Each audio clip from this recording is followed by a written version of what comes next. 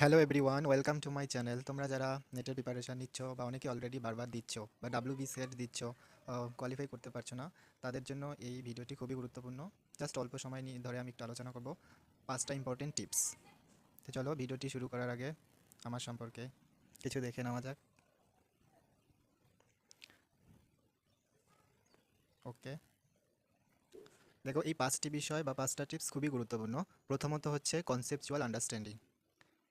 ধরো আমরা কোনো বিষয়ে যে পড়ছি বা ধরো তুমি কোনো বিষয় পড়ছো বা কোনো যে টপিকটা পড়ছো সে বিষয়ে তুমি এমন ভালোভাবে পড়বে যাতে সেই টপিক তুমি কাউকে ভালোভাবে বুঝিয়ে বলতে পারো। এটা হচ্ছে কনসেপচুয়াল আন্ডারস্ট্যান্ডিং। এবং দ্বিতীয়ত হচ্ছে শর্ট নোটস। শর্ট নোটস খুবই গুরুত্বপূর্ণ। যে বিষয় তুমি পড়ছো, যে টপিকটা পড়ছো, ধরো 10 পাতার একটা টপিক, সেই 10 পাতাকে তুমি এক পাতায় লিখে নেবে কীভাবে, ইম্পর্টেন্ট মানে বুলেট পয়েন্ট। সেটা হচ্ছে শর্ট নোট। তৃতীয়ত হচ্ছে প্রিভিয়াস ইয়ার্স কোশ্চেন।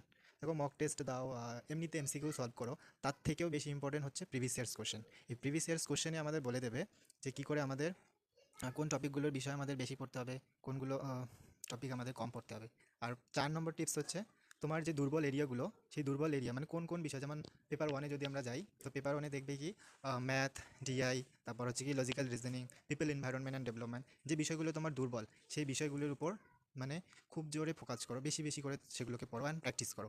আর 5 নম্বর হচ্ছে যেটা খুবই ইম্পর্টেন্ট, সেটা হচ্ছে মোর অ্যান্ড মোর রিভিশন। এটা খুবই গুরুত্বপূর্ণ, তোমাকে রিভিশন দিতেই হবে। সেই রিভিশন কি, এই শর্ট নোট যে তুমি বানিয়েছো সেই শর্ট নোটগুলোকে বারবার রিভাইজ করো, বারবার রিভাইজ করো, দেখবে অবশ্যই সফলতা পাবে। থ্যাংক ইউ, ধন্যবাদ। লেগে থাকো, পড়ে যাও, অবশ্যই একদিন সফলতা পাবে।